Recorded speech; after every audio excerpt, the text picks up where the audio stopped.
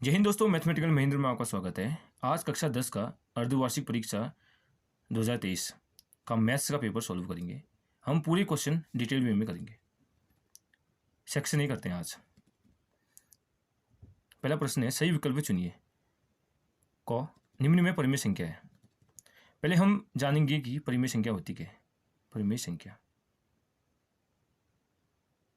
जिन्हें हम p/q के रूप में लिखते हैं, but q not equal to 0 होना चाहिए, उन्हें हम परिमेय संख्या कहते हैं। √2 क्या है हमारी? परिमेय नहीं है, यह परिमेय है। √16 है, अभी चेक करेंगे। √5 भी अपरिमेय है। √16 हमारा क्या है? परिमेय संख्या है। कैसे? चलो चेक करते हैं। √16 किसका वर्ग होता है? 4 का वर्ग होता है। 4 को हम 4/1 में लिख सकते हैं, यानी हम 4 p/q के रूप में लिख सकते हैं। यानी √16 क्या हो गया? हमारी परिमेय संख्या। अब आपको डाउट होगा कि पाई क्या होता है। ठीक है, पाई की वैल्यू होती है हमारी क्या? 3.14592 इन्फिनिटी, चलती रहेगा। ठीक है, यानी ये क्या हमारी अपरिमेय संख्या, यानी ये दशमलव हमारी है 3.1459 चलते रहेगा, यानी हम बोल सकते हैं इसे अपरिमेय संख्या। इसे हम p/q के रूप में नहीं लिख सकते। अब आया 22/7। 22/7 की वैल्यू क्या होती है हमारी?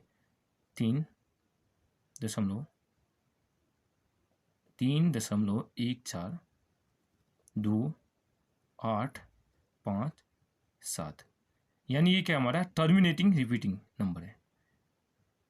ठीक है, इन्हें हम टर्मिनेटिंग रिपीटिंग नंबर को हम p/q के फॉर्म में लिखते हैं, यानी हम कह सकते हैं 22/7 को p/q के रूप में लिख सकते हैं। यानी 22/7 क्या हमारी परिमेय संख्या, लेकिन पाई अपरिमेय संख्या। ठीक हो गया? क्लियर? चलो सेकंड खो में आते हैं। रेखीय बहुपद की घात होती है। रेखीय बहुपद, चलो पहला ऑप्शन क्या है? 3, इन त्रिघात बहुपद है। दूसरा क्या है? द्विघात बहुपद है।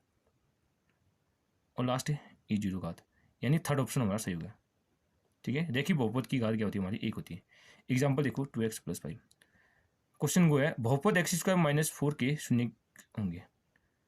शून्य निकालने के क्या करते हैं हम? x² - 4 को 0 के बराबर करेंगे, तो x² बराबर हो जाएगा 4। तो x बराबर क्या हो जाएगा? √4। जब √ खोलते हैं तो √4 क्या होता है? +-2 हो जाएगा। ठीक है, यानी थर्ड ऑप्शन इसका सही है। अब घ क्वेश्चन करते हैं। क्या बोला? द्विघात समीकरण x² - 3x - 10 = 0 के मूलों की संख्या होगी। Sorry, x² - 3x - 1 3x - 10 = 0। x² का गुणांक है 1 है। 1 × 10 10, इन 10 के हमने ऐसे फैक्टर करने होंगे, ऐसे गुणनखंड निकालने होंगे जिसको घटा के 3 आए। 10 के 2 फैक्टर निकालेंगे, जिसको घटा के क्या आना चाहिए हमारा? 3 आना चाहिए। पहले इसकी गुणनखंड करते हैं 10 के। 2 पंचे 10, 5 × 5, यानी बड़ा फैक्टर क्या रहा है? 5, छोटा आ रहा है 2, यानी 5 में 2 घटाए 3, और 5 को 2 से गुणा करा के आएगा हमारा 10 आएगा, यानी हमारा ये फैक्टर सही है। अब लिखते हैं x² - 5 - 2 × x - 10 = 0। ठीक है, 5 में 2 घटा के 3 आ रहा है, और 5 से 2 को गुणा करके 10 आ रहा है। x² - 5 × x 5x, minus minus plus 2 × x 2x, -10 = 0। इन दोनों में कॉमन क्या आ रहा है हमारा? x है, तो बचा गया x - 5। इन दोनों में कॉमन क्या आएगा? +2। अंदर क्या बचा? x - 2 पंचे 10, x - 5 = 0। अब तुलना करेंगे भाई इनकी। ठीक है, तो इन दोनों में कॉमन क्या है? x - 5 कॉमन आ रहा है, तो अंदर क्या बचा? पहले में x, दूसरे में 2 = 0। अब तुलना करेंगे, पहले नहीं अब करते तुलना। x - 5 की तुलना किससे करेंगे? 0 से। तो x की वैल्यू क्या आएगी? 5, -5 आएगा तो +5 हो जाएगा। दूसरा x + 2 की तुलना 0 से करेंगे, तो x बराबर क्या हो जाएगा? 2, यानी हमारे इसके कितने मूल निकल गए? 2 मूल। मूल बराबर क्या हो गया हमारे? 5, -2। ठीक है, अब इसका ऑप्शन चेक करते हैं। आ रहा 2 आंसर, हाँ 2, यानी हम कहेंगे इसके 2 मूल होंगे।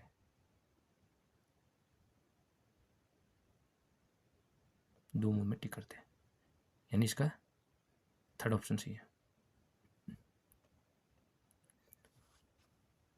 आए समझ में?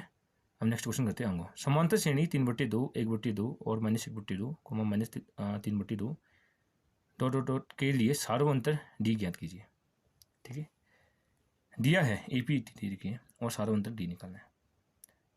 ये हो गया हमारा A1 पहला टर्म, ये दूसरा पद हो गया A2, ये तीसरा पद हो जाएगा A3, ये चौथा पद हो जाएगा A4। हमें पता है कि सार्व अंतर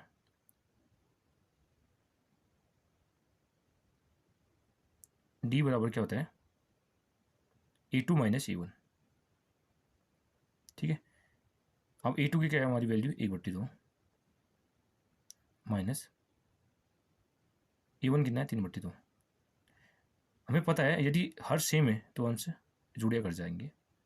हर क्या है 2, ऊपर गया -2 कर जाएगा 1 - 3, तो 1 में से 3 घटाएंगे आएगा -2/2, कट गया -1।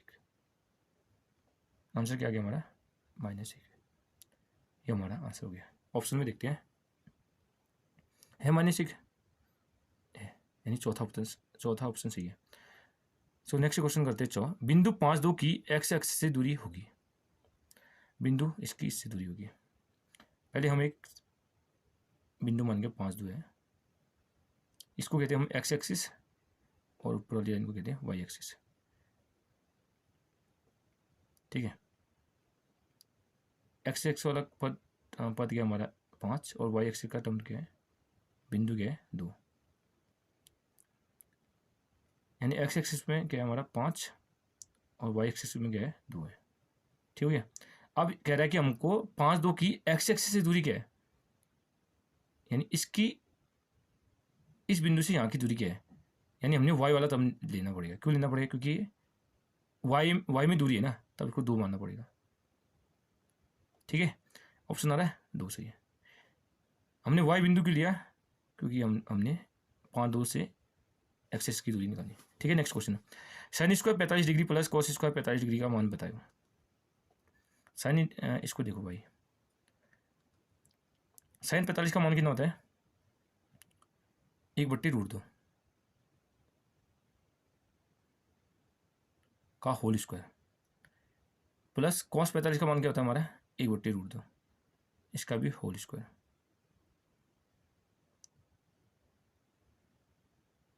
सिंस हमें पता है साइन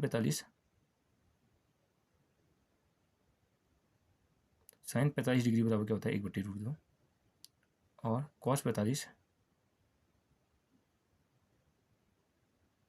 इसका मान भी 1/√2 होता है। ठीक है, इनका मान हमने यहाँ रख दिया। 1 का स्क्वायर 1, √2 का स्क्वायर 2, तो ये आ जाएगा हमारा 1/2। अब कैसे हुआ देख लो,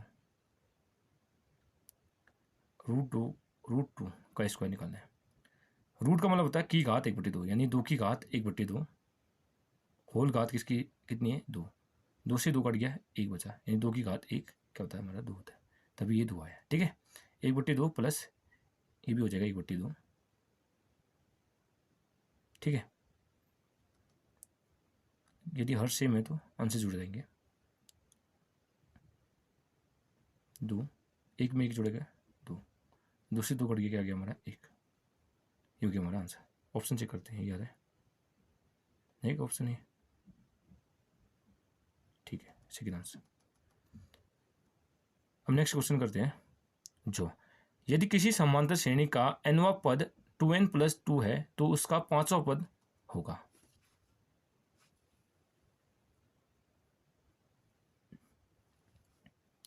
हमको दिया है nवां पद, ये गिवन है 2n+2, हमने निकालना है 5वां पद, यानी 5वां पद का फॉर्मूला क्या होता है, इसका सूत्र होता है A5 बराबर होता है A + 4D 4D, यानी हमको A चाहिए और D चाहिए। अब कैसे निकालेंगे भाई, हमें पता है nवां पद को क्या लिखते हैं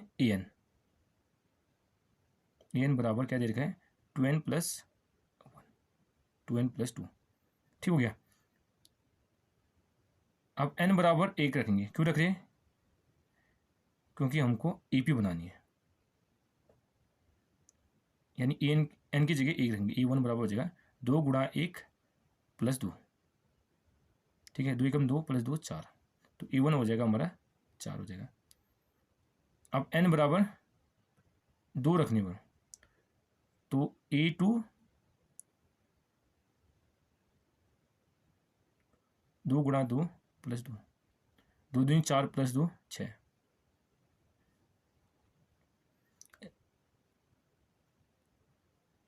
A2 आ गया हमारा 6। अब n बराबर क्या रखेंगे? 3,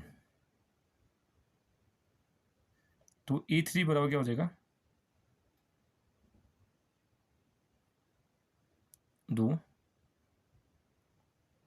2 गुणा 3 प्लस 2, 2 3 6 प्लस 2 8, यानी हमारा A1 A2 A3 निकल गया। इसलिए हम AP क्या बनाएंगे? AP बराबर A1 A2 A3 चलती रहेगी, ठीक है। A1 की वैल्यू क्या निकली हमारी? 4, A2 कितना निकला? 6, A3 निकला 8, यानी हमारी ये AP बन गई। अब यहाँ से हम क्या निकालेंगे? A और D निकालेंगे, ठीक है। A कितना है हमारा? 4, पहले D निकालेंगे, ठीक है, 7 अंतर D का फॉर्मूला क्या होता है? A2 माइनस A1, ठीक है। A2 की वैल्यू कितनी है? 6 में से 4 घटाए 2, D हमारा 2 निकल गया, यानी हमारा A और D निकल गया, ठीक है। अब सीधे इनकी वैल्यू यहाँ रख दी है, A5 बराबर A प्लस 4D बराबर A की वैल्यू कितनी निकाली हमने? 4, A को हम A1 भी बोलते हैं, ठीक है, बात ही की है, इसमें कोई कन्फ्यूजन नहीं है। A1 कितना दे देगा हमको? 4, ठीक है, प्लस 4 गुणा D कितना है हमारा? अभी निकाला हमने 2, ठीक हो गया। 4 प्लस 4 दूनी 8, 8 4 12, यानी हमारा 500 पद क्या होगा? 12, ये हमारा आंसर हो गया, ठीक है। इसलिए 500 पद 12 होगा, ये हमारा आंसर है। अब ऑप्शन में लिख दी गई है, ऑप्शन में 12, हाँ पहला ऑप्शन है, ठीक। आया समझे? चलो आप प्रश्न दूसरा करते हैं। संख्या 156 को अभाज्य गुणनखंड के रूप में लिखिए।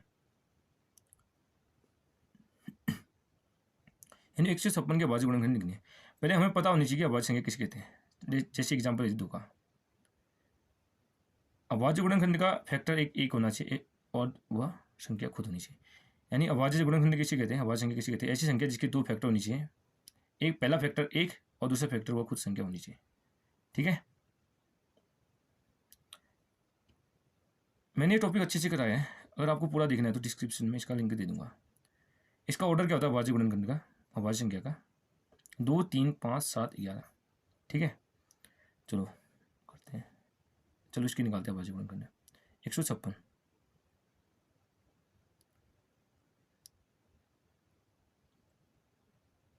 2 से जाएगा क्योंकि 6 लास्ट में, 2 7 14, 1 बचा 2 8 16, अभी भी 2 से जाएगा, 2 3 6, 2 9 18, अब 3 से जाएगा, 2 से जाएगा, 3 एकम 3, 3 3 9, अब किसी ने ज़्यादा तो खुद 13 से जाएगा, 13 एकम 13, ठीक हो गया। अब देखेंगे 156 के अभाज्य गुणनखंड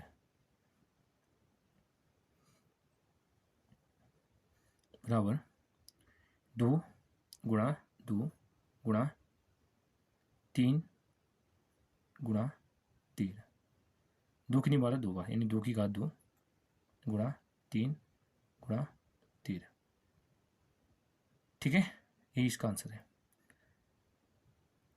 आए समझ में? नेक्स्ट क्वेश्चन करते हैं, प्रश्न तीसरा द्विघात बहुपद x square plus 3x plus 2 के शून्यकों का योगफल ज्ञात कीजिए। ठीक है, इसको करते हैं। दिया है द्विघात बहुपद x square plus 3x plus 2, शून्यकों का योगफल निकालना है हमने। पहले इसके हमको शून्य निकालने होंगे, तो implies that x square plus 3x plus 2 बराबर 0। ठीक है, एक्स स्क्वायर का गुणांक क्या हमारा 1, यानी 1 दुना 2, यानी 2 के ऐसे गुणनखंड निकालने होंगे, ऐसे फैक्टर निकालने होंगे जिसको जोड़ कर 3 आए और गुणा करके खुद 2 आए। यानी 2 के 2 फैक्टर निकालते हैं, जिसको जोड़कर हमारा 3 आए और गुणा करके 2 आए। चलो निकालो इसकी गुणनखंड, 2 एकम 2। ठीक है, क्या आ रहा हमारा, पहला आ रहा है 2, दूसरा आ रहा है 1, यानी 2 में 1 जोड़ के आ रहा है 3, और ठीक है, और 2 को 1 से गुणा करके आ रहा है 2 आ रहा है, यानी हमारे 2 गुणनखंड क्या निकले, 2 और 1। ठीक है, चलो x square plus 2 plus 1 into x plus 2 बराबर 0। इन 2 में 1 जोड़ के 3 आता है। ठीक है, तो एक्स स्क्वायर प्लस 2 गुणा एक्स 2x प्लस 1 गुणा एक्स एक्स प्लस 2 बराबर 0। इन दोनों में कॉमन क्या है भाई, एक्स है, तो क्या बचा अंदर एक्स प्लस दूसरे में क्या बचा 2। इन दोनों में कॉमन क्या आ रहा है, 1 आ रहा है, प्लस 1 अंदर क्या बचा है एक्स प्लस 2 बराबर 0। ठीक हो गया, चलो आगे करते हैं। यहाँ क्या आ रहा है common, x plus 2 x plus 2, जो कॉमन है उसको बाहर लिखेंगे, एक्स प्लस 2 को बाहर आएगा, अंदर क्या बचा पहले में एक्स और दूसरे में बचा 1 बराबर 0। अब तुलना करेंगे हम, तुलना करने पर एक्स प्लस 2 की 0 से लेंगे, एक्स प्लस 2 बराबर 0, एक्स से बराबर क्या हो जाएगा हमारा -2, प्लस 2 आ जाएगा -2, एक्स प्लस 1 बराबर 0, तो एक्स से बराबर क्या हो जाएगा हमारा -1, यानी हमारे दो शून्य क्या निकल गए, -2 और -1। इसको हम मानेंगे अल्फा, इसको मानेंगे बीटा। ठीक हो गया, इसलिए द्विघात बहुपद के शून्यक बराबर क्या हो गया, अल्फा कोमा बीटा, इनकी वैल्यू क्या निकल गई हमारी -2 और -1। ठीक है, चलो अब हमको पता है शून्यकों का योगफल का फॉर्मूला क्या होता है, पहले फॉर्मूला लिखते हैं।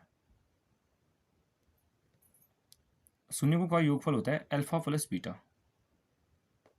यानी दो शून्यों को जोड़ना है, अल्फा प्लस बीटा बराबर क्या होता है इसका फॉर्मूला -b/a। ठीक है, चलो अल्फा क्या है हमारा -2 प्लस बीटा क्या है -1,